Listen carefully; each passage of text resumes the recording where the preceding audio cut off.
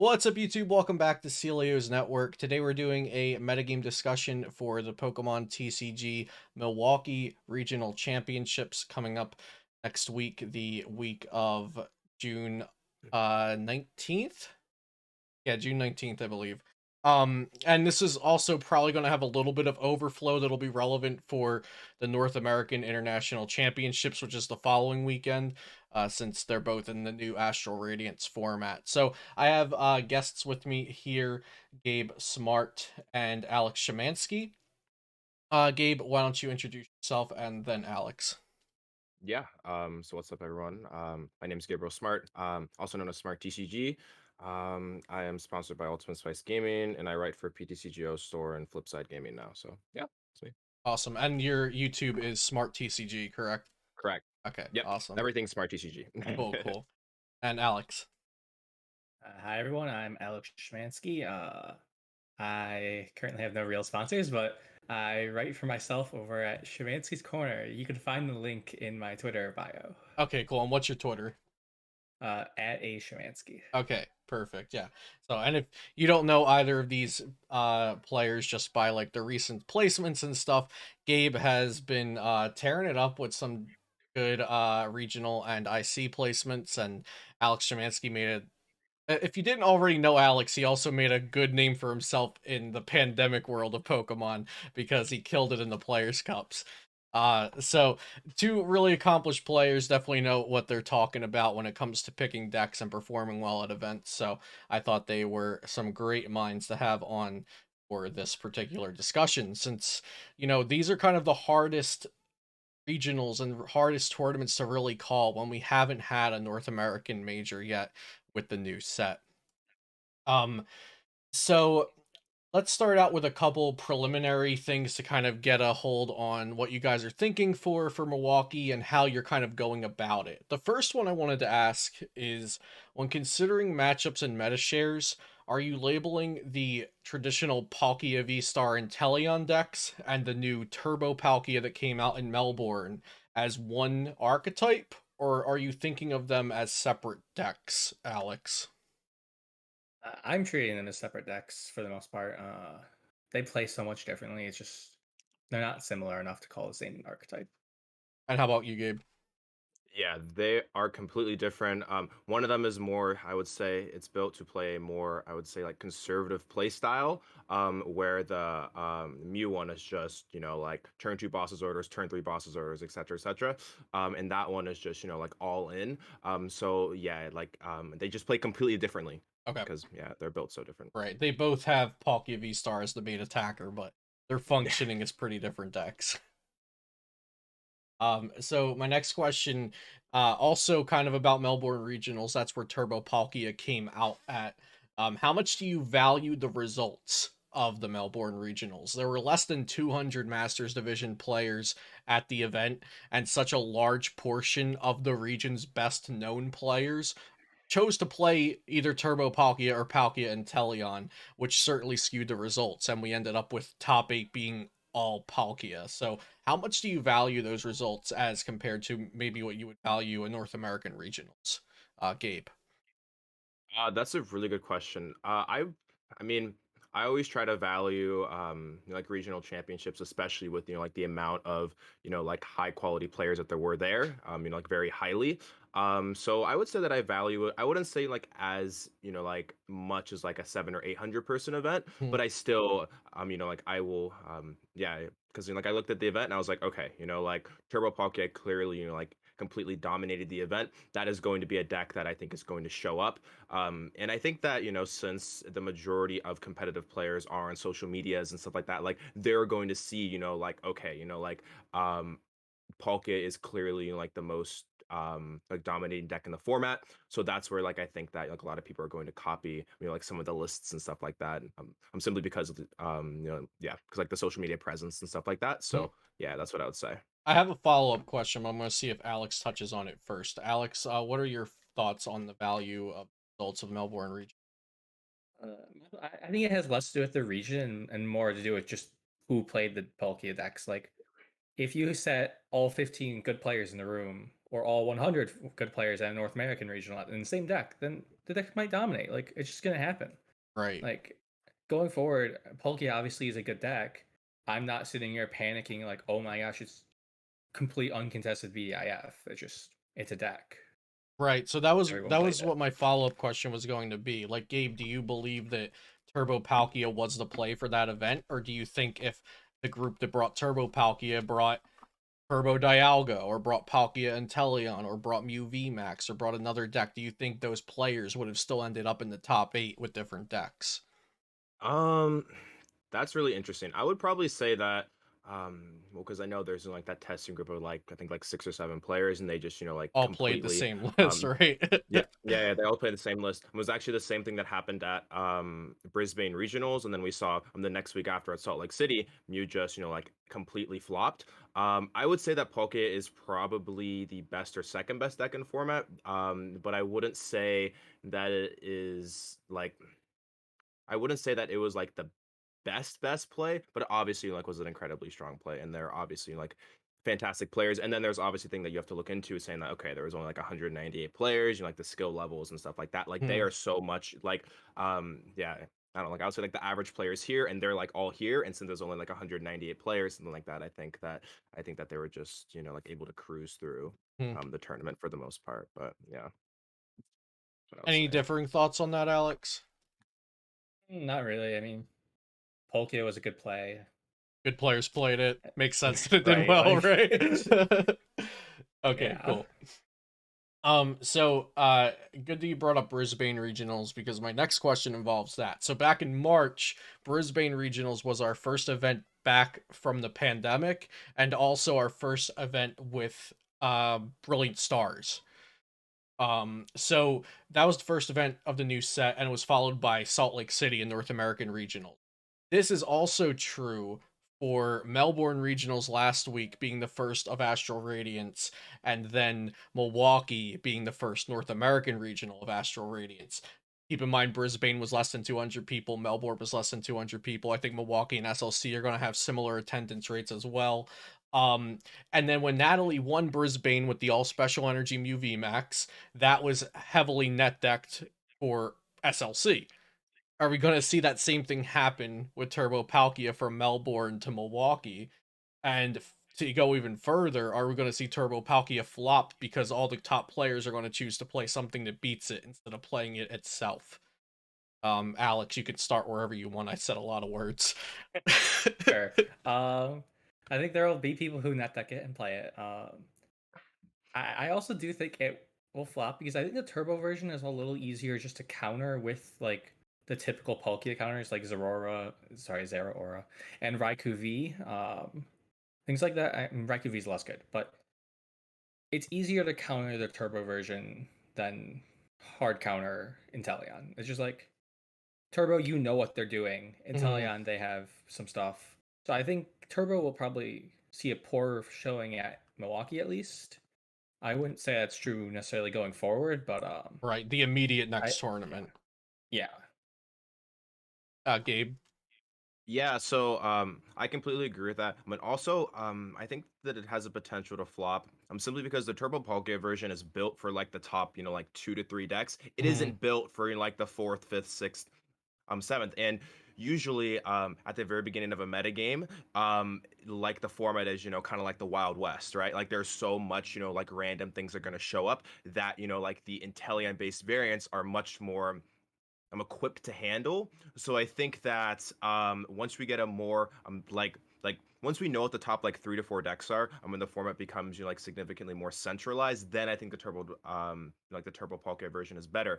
But when it comes to Milwaukee, I think the Inteleon one just has a little bit more versatility and can still like beat like things like the Zera Auras and the Raikous and stuff like that. So yeah, that's what I would say when it comes to it. So would it be safe to say that you think Milwaukee will be a pretty varied metagame? Like it could be all over the place?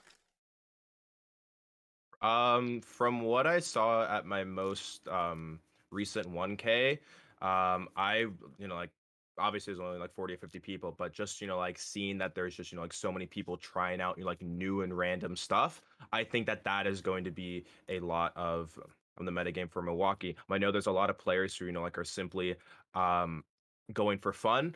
since they aren't, like in that position to get like their 500 points. And I know there's a ton of players who are, kind of like in that position right now, since we're, like starting to wind down the season. Mhm. So I think that there is a major potential for there just to be all types of random stuff where, something like the Turbo Palkia variant might actually like struggle against. Yeah. So yeah. Any further thoughts on that, Alex? I think I agree with that the most part. I've definitely heard just a ton of people just they have their deck, they're sticking with it, Hmm.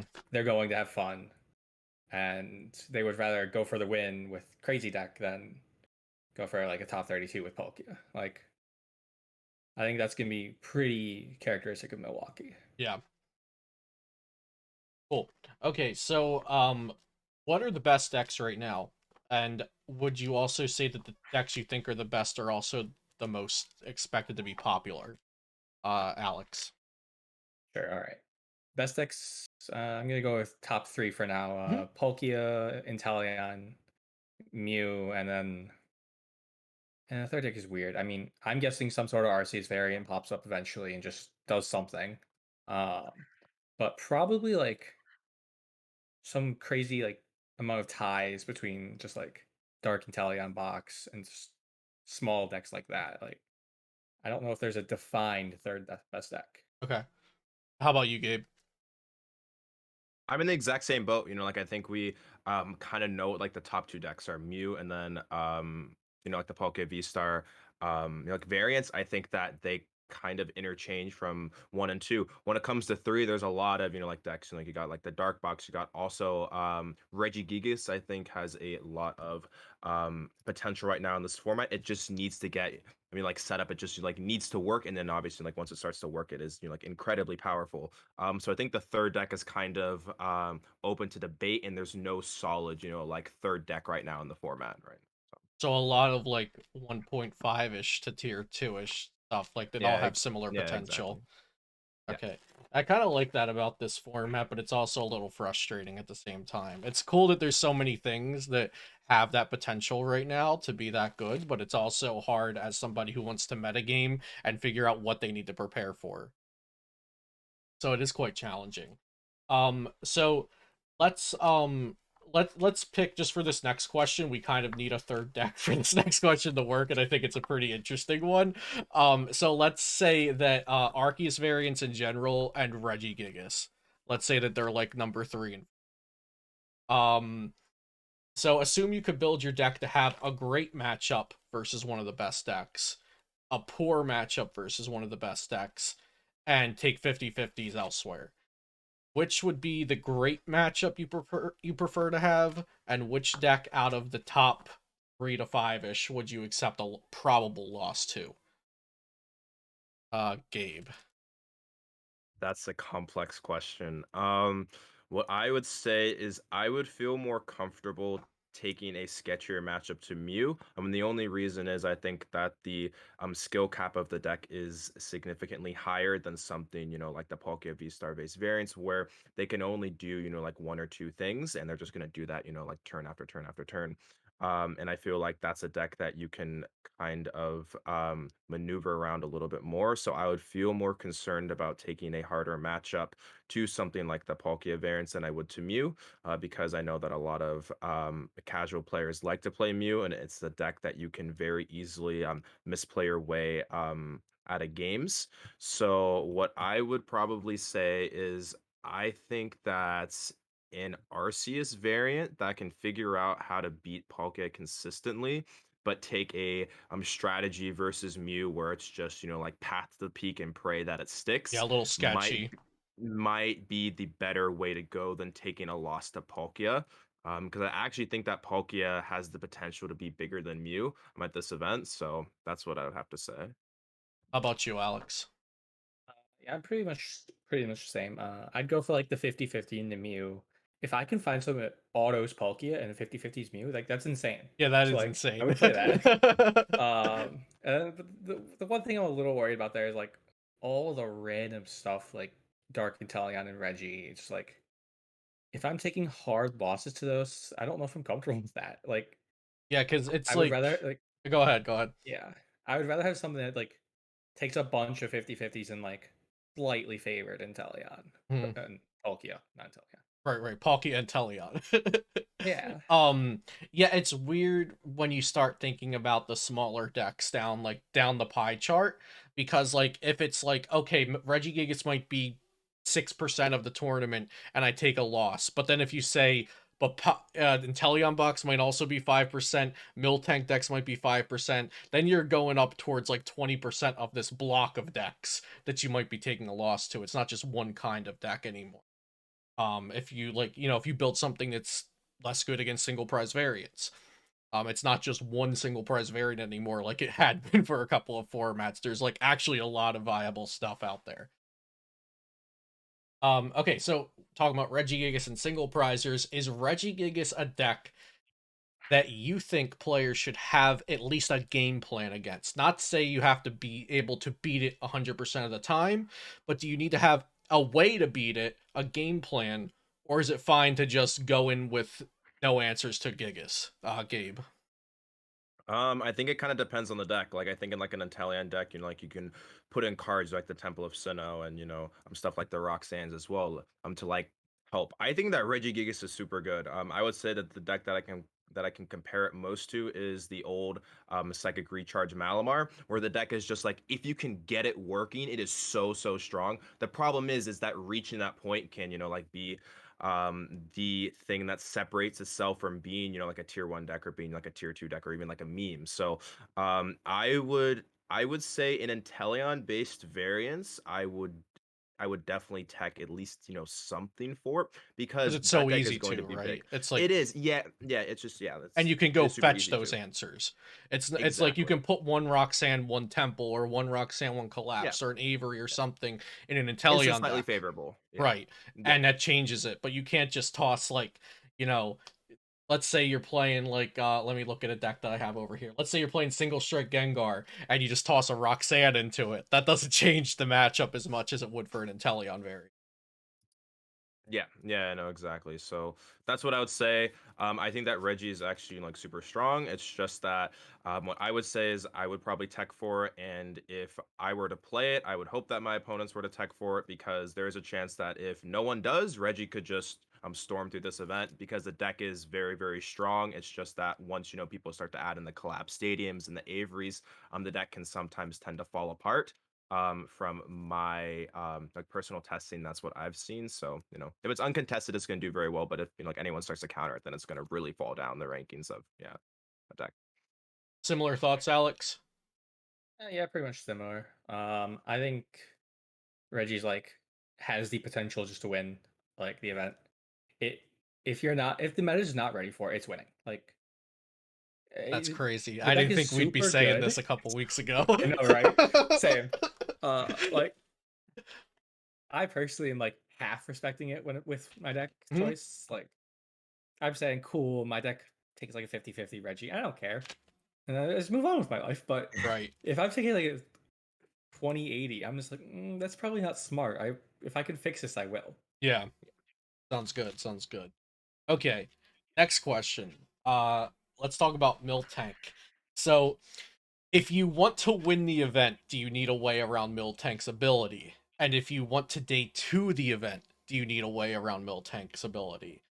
Alex. I mean, the objectively correct answer is no, you don't. You could get lucky and just miss them all. But like, I What are would you telling prefer. yourself? Like, if you were going in, like, I'm assuming you're going into top eight or win this event, right? Right. Yeah, I don't care about anything else. Yeah. Right.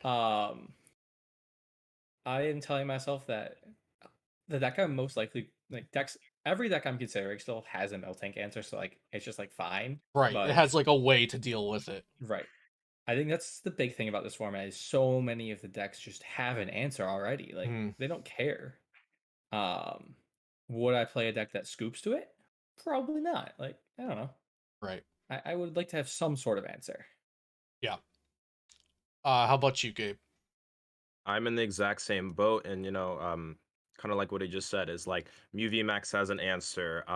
The Palkia variants all have an answer. Even something like Malamar VMAX can attack with something like the Babero. Now that isn't necessarily a great answer, but at times that can actually help like steal you games. As crazy as it sounds, I have seen those sweep the Miltanks if you're smart about it. But yeah, no, like I think it's the exact same thing. Like I think that I will not play a deck that cannot beat the tank, but I think the majority of like the viable decks in format have like some type of answer. Like there's at least, like one thing that you can do to handle the deck.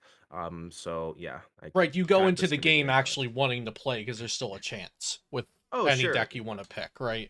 Yeah, Like you don't yeah. want to play a deck that if you see a single Miltank, you scoop up your cards Yeah. because you know Nope. it's over. You don't want to play that deck, right? Yeah. Okay. Would you say that if somebody watching this has a deck that literally just scoops to seeing a single Miltank, should they be worried, or if they are just looking to try to do as best as they can, if they're not expecting to win the event, if they maybe want to, if they're shooting for a day two, maybe, do you think that they should stick with that deck and not tech it out for just the Miltank? I'll go with this. Okay. I think it's mostly like it depends on the deck itself. If it's If easily you have techable, or right, if it's easily attackable, then sure, probably go for it. But if it's not easily attackable and you've like put a bunch of time into this deck and you're not prepared for anything else, just stick with your deck. You could get lucky and hit no Miltank. That's a real possibility. yeah, I think it's a real possibility that plenty of people won't hit a Miltank, but there's also going to be plenty of people that do hit Miltank or hit several Miltanks. So that's variance really shows its head there. Um, Next, Gabe, why should you play Mew to this event? And Alex, why shouldn't you play Mew to this event? We'll go Gabe first. I think that Mew is really strong at the beginning of the format because people are trying out, like new things, and a lot of those new things just, like inherently struggle to Mew. Another thing as well is that there are several types of dark decks that have kind of lost a lot of popularity. The biggest one being the Arceus Dark variants. Those ones have kind of, just like shot, like way down in popularity. So I think that that does leave an opening where Mew is a little bit more uncontested than it was at the end of last format. And it's also it has the highest skill cap as well, for the most part. So like if you know what you're doing, then it just like you can't really go wrong with Mew. I think that's the biggest thing is that you just can't go wrong with the deck for the most part. So yeah, that's what I would say. Alex, why shouldn't I play Mew to this event?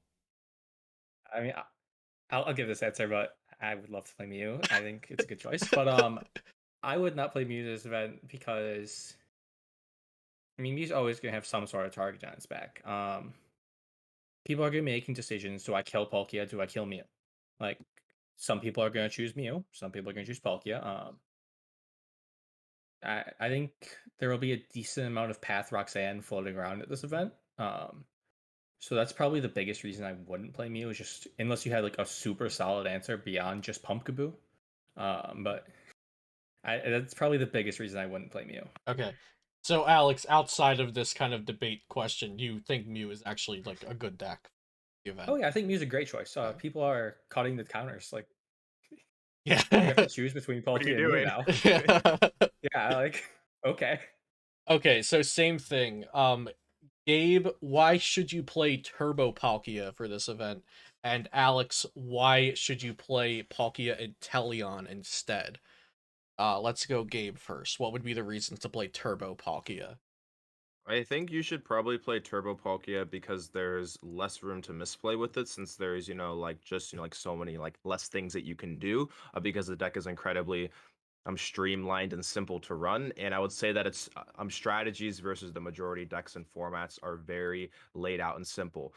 For instance, versus something like Mew, it's just, double Diancie, bosses orders, bosses orders, bosses orders. That is like the ideal strategy versus Mew. So I would say that's the easier version to play. And it also has stronger turn ones because I know that the Inteleon variants turn ones can sometimes be like super shaky, which is I guess one of the reasons why I am sometimes concerned to play that variant was because I don't want to go versus a Mew, have a slow start, and then just like instantly lose on turn one because of it. Mhm. So yeah, that's why. And Alex, why the Inteleon version of Palkia V Star? Yeah, I do believe this is the correct choice. So the Italian version definitely has like a lot more versatility in matchups. You have less polarized matchups, so like you're beating the top decks less often, but you're losing to the other decks less often. So like the whole turbo archetype now is going to take some terrible matchups. Palkia Inteleon just doesn't do that. If you're like good at Inteleon and you've put the time into the deck, you probably aren't taking many, if any, bad matchups in this format. Like it's just a bunch of close matchups where there's a little variance, and if it goes your way, then like you're in a really good spot. Awesome. Okay, and Gabe, so which one do you think is actually a better play for the event now outside of this question? I would say the Inteleon one by far. Simply because there's just like so much stuff you can do, and obviously the counters are significantly more beatable because of something like the Aqua Bullet and Roxanne Path as well. Like you just have more stuff that you can do. I mean, you can fall behind maybe like 2 or 3 prize cards, and you can still like make a comeback. Whereas something like the Turbo version, if like it has a slower start, it doesn't necessarily have a comeback option whatsoever. So yeah. And Alex, you were coincidentally already voting for Palkia and Teleon, so Yeah. um thoughts on the Jolteon memory capsule decks in general. Maybe some pros and cons. Does it actually beat the decks that we think it like outright beats? Gabe, I know you top 16 to Vancouver with Arceus, Malamar, Jolteon. So maybe you have a little bit of extra insight on the deck now since you had played it so recently. What are your thoughts on the Jolteon capsule decks? I think the Jolteon capsule decks are very good when people aren't, like teching things like Tool Scrapper for it. And I would say that at like the beginning of formats, people are typically valuing consistency over text. Simply because on the meta game, it's just like super wide open. So that's where I think that the Jolteon decks have a lot of viability. And I know that there's been decks like the Baby Dark deck that's been showing up. I think it just won the Card Trooper event. So I Hmm. think that the Inteleon variants, like hype is starting to go up. So yeah, I think that's the Malamar Jolteon deck, and just Jolteon in general is a strong choice. Is it the best choice? I'm not sure. But I think that if you're gonna play the deck, I would play it for Milwaukee over NAIC. Simply because I don't think a lot of people are gonna be playing those things like the Tool Scrappers to counter it. And Alex, how about your thoughts on the Jolteon capsule decks? Okay, so I've played against them a lot with Palkia and Ice Rider. Don't do that. But We have a question for Ice Rider later. I know. Yeah, so like every time I play against it, I feel like I just win this game half the time if I just kill the Eevee. Like if I'm playing Palkia, the Greninja play is super easy because they can't really play Manaphy. Well, they could, but they shouldn't. They don't play Manaphy. Like I just go fake Gmax Rapid Flow and kill the Eevee, and then I have abilities for the rest of the game, and I just boss kill, and then they have a 3 prize VMAX if it's Malamar. I take one knockout there, and I just win. I also feel like half the time I just draw out naturally, and it just feels like it's a little too fragile of a strategy in this format, I think. Also, like cards like Tool Scrapper, I know there have been certain lists that have just included it because it's a good card into this format. Like there are so many relevant tools. So like I think Jolteon might almost get naturally countered a bit. And then with the whole rise of turbo decks in general, there's no real water type abilities that matter other than Greninja, and at that point just play Path. Yeah, the thing that has turned me off of the cap decks a little bit there's two things. It's the turbo decks, and then also the fact that the Irida Palkias, if they do want to toss in a scrapper, their scrapper now turns in from one natural card floating around the deck to like having 2 or 3 extra outs depending on how many Irida you play, which I think could be a little bit threatening for the capsule decks, but I still respect the capsule decks as like a tier 1.5, tier 2 like threat. Um I just don't know if it's the kind of deck that personally I want to put my tournament to, if that makes sense.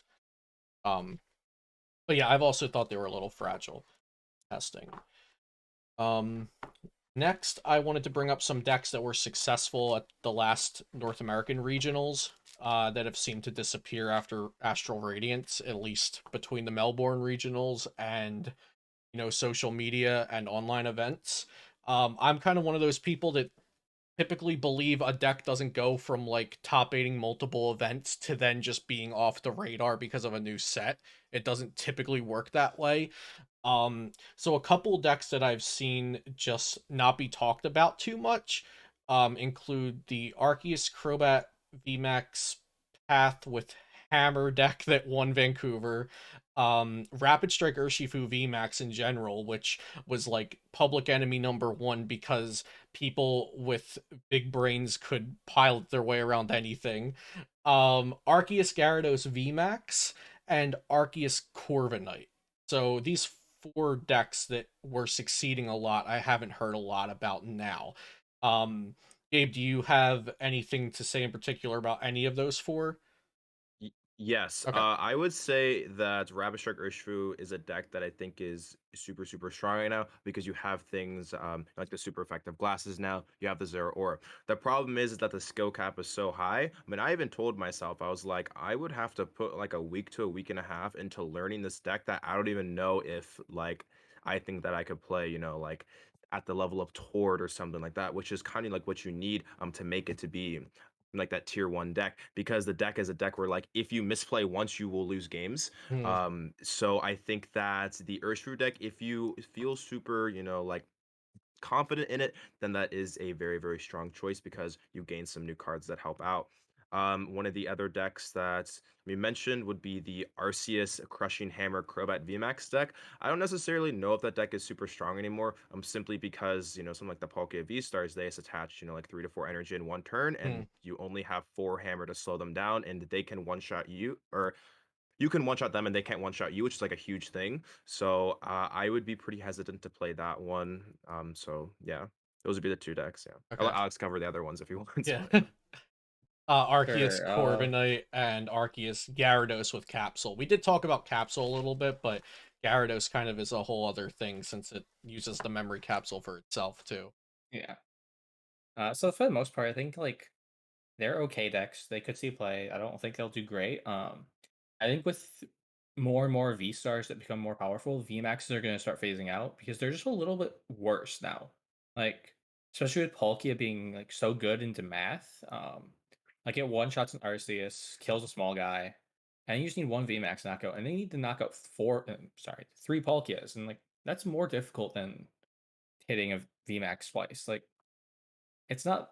It's just the math behind all the decks, and I think just in general, since like there's now two top decks, they have to like focus more on spreading their matchup spread rather than just like, oh, we can beat Mew and other Arceus. Yeah, we can beat Like, Mew and we'll take 50-50 or betters versus Arc. Now it's Mew, right. Palkia, and now we have Miltank to counter.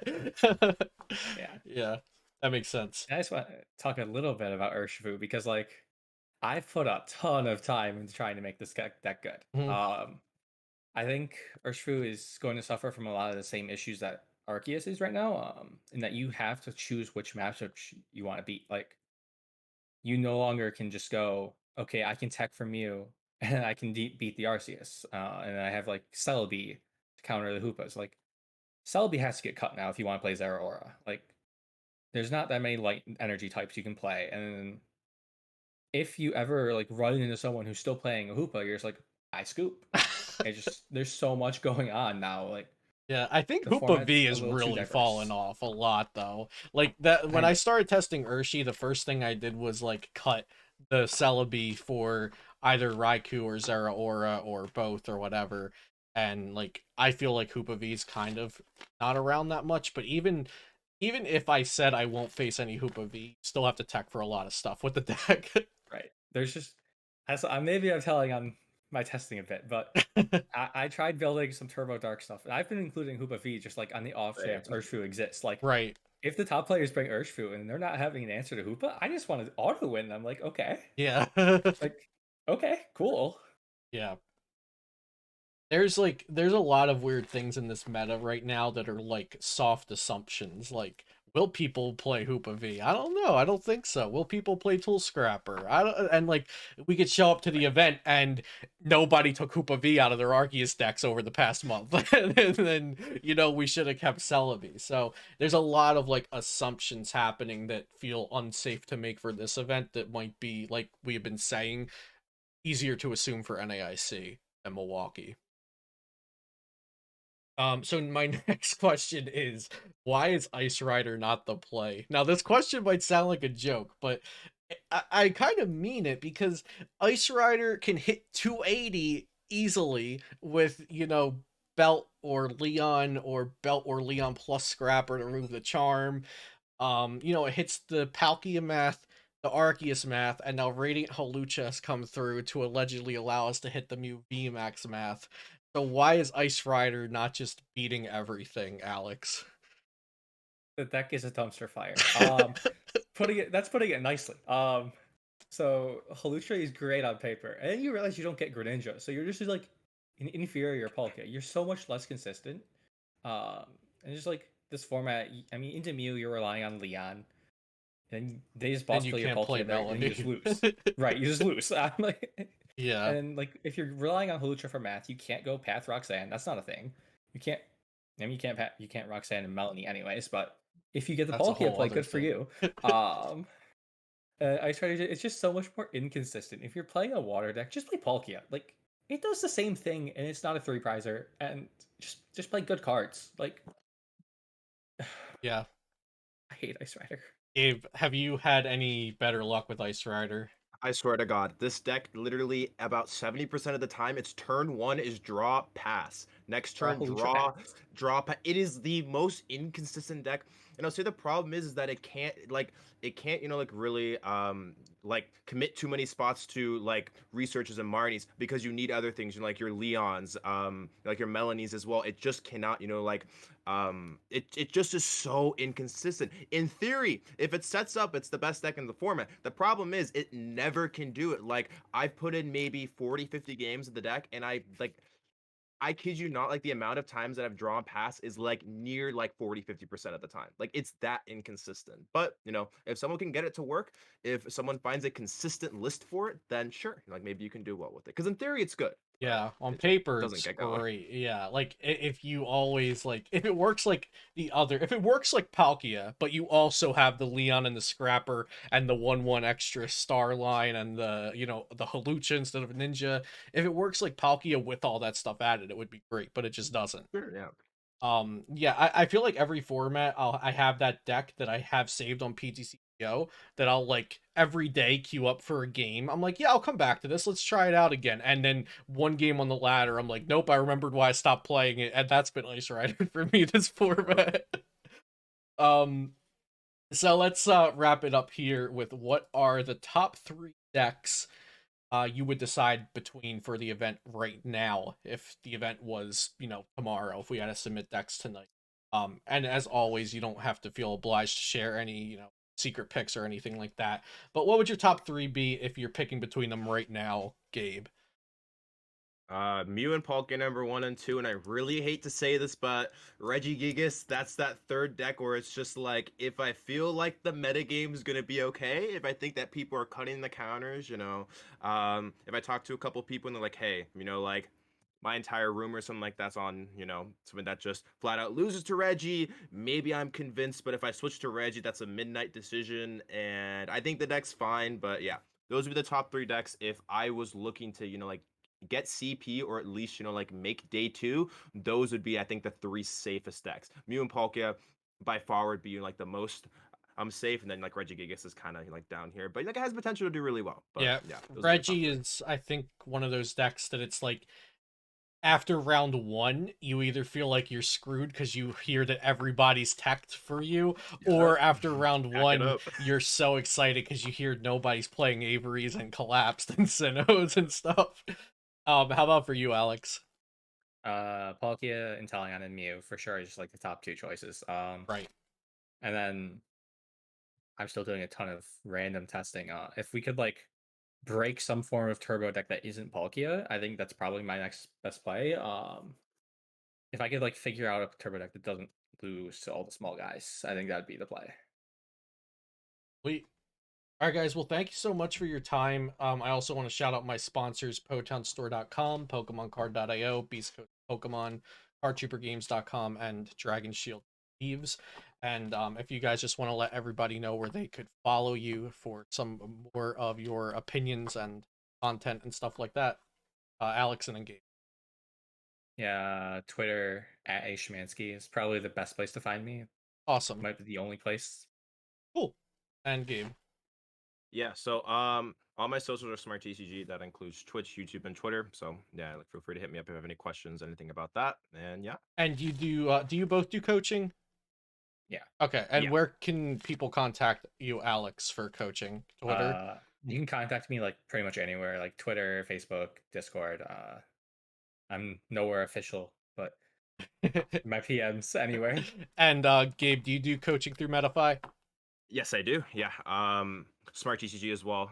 I mean, like if you have like any more questions, like feel free to shoot me like a DM on Twitter, and stuff like that. But yeah, I'm on Awesome. Metafy as well. So Awesome, guys. Well, thank you so much for coming on to this discussion. And I guess I'll see you guys at the event, and good luck. And thank you, everybody, for watching at home. And I'll see you next time here on Celio's Network.